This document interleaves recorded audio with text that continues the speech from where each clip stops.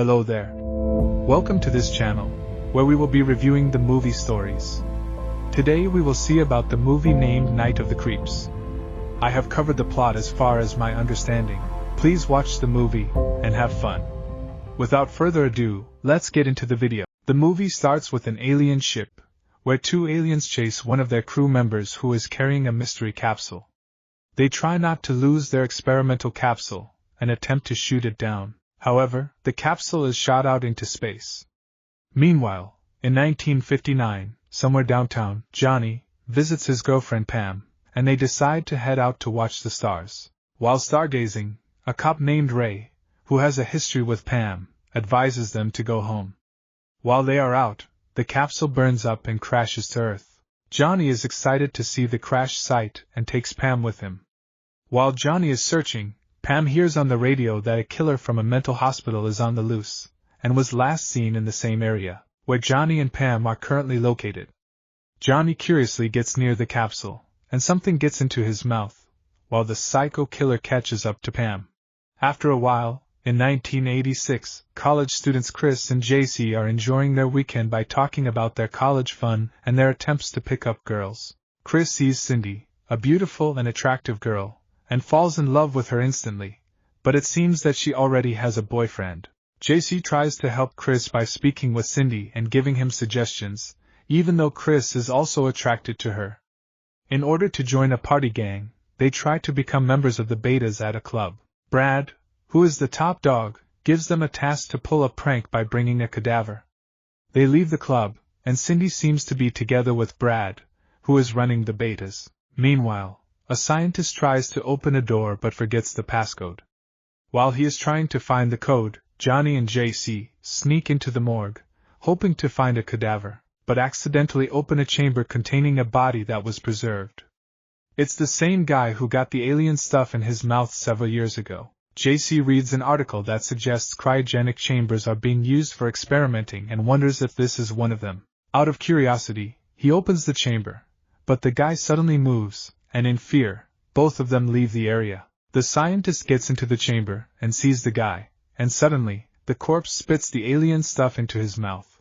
Both Chris and JC go to their room and argue about how Chris is always afraid of everything, but after a while, they calm down. Police Sergeant Ray sees a girl riding from the water, while he's chilling out at the beach shore. Suddenly he sees himself in the spot where the psycho had killed Pam several years back, when he was a police officer. He gets a phone call and realizes that he was dreaming all this time. He arrives at the lab, where the corpse had escaped, and the scientist's body is recovered. Ray tries to find out what has happened to the missing corpse. Meanwhile, Cindy is dropped off at her room, and nearby the corpse walks in that area, on a distant street unnoticed. Cynthia, while changing her dress, finds out that someone is at the window and checks it out. Suddenly the corpse shows up, with its head splitting off and putting out the creeps. The cops arrive at the scene, and Ray sees the corpse without the head, split into two halves. He also thinks that the psycho, who disappeared 27 years ago, might still be on the loose. The next day, the Betas gang up on Chris and JC, thinking that they pranked them with the corpse the previous night. When Steve gangs up on them, Cynthia feels embarrassed and ditches Steve to join Chris and JC. At that time, a Homeland officer takes Chris and JC for interrogation, since they were seen the previous night, but the janitor at the morgue was running suspiciously. They explain everything they had seen that night. At the morgue, while the doctor is performing the post-mortem on the corpse, recovered from the scene the previous night, it suddenly starts moving, while he's busy filing the reports. At the residency where Cynthia stays, one of the girls sees a cat with a deformed face and screams. At the same time, Ray finds out that there is a body without a head in town. At Chris's room, Cynthia meets Chris and asks for a walk outside. While they walk, she tries to explain that the cat seen earlier was dead and buried, but now seemed to be moving. JC and Chris convince her that the girls might have been mistaken.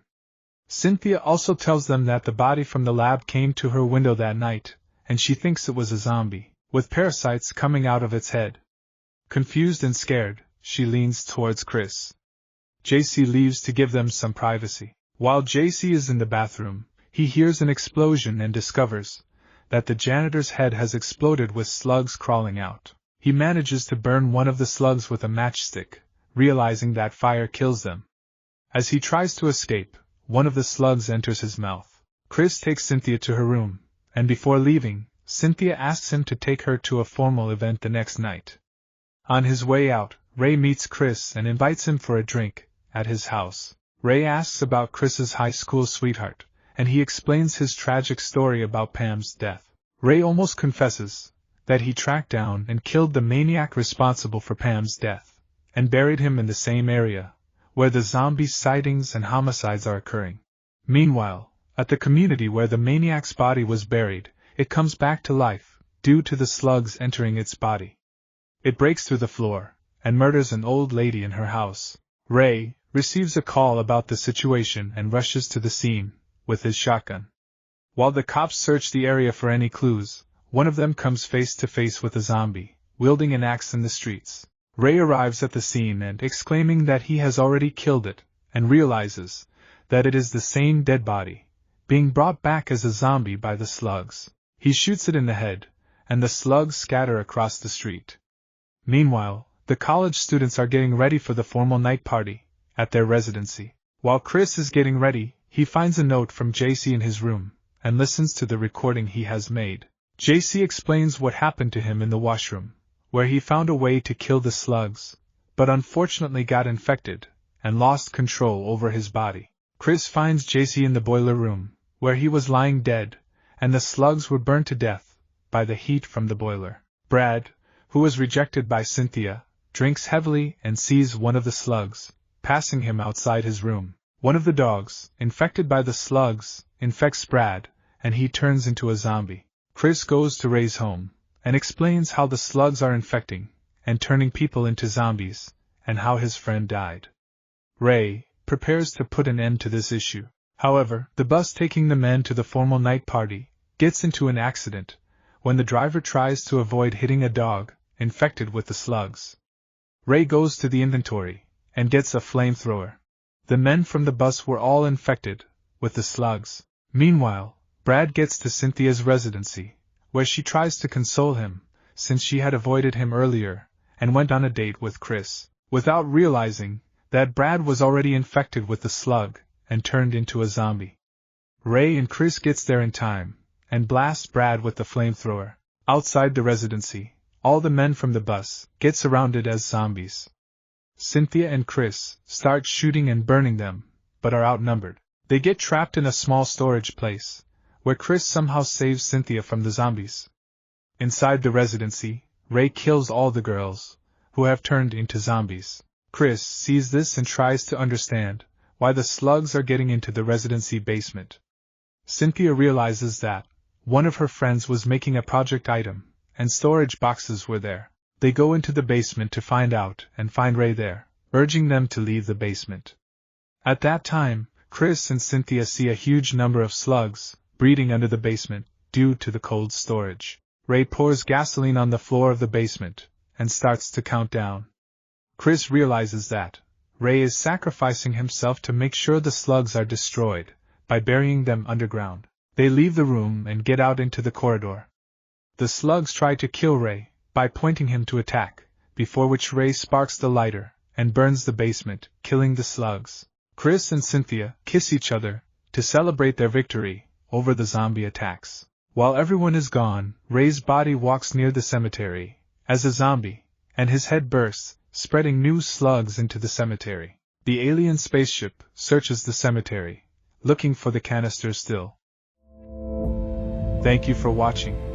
If you enjoyed this video, please share it with your friends, give us a thumbs up, and subscribe for more. Your support means a lot and helps us continue creating content. We look forward to seeing you in the next video. Take care.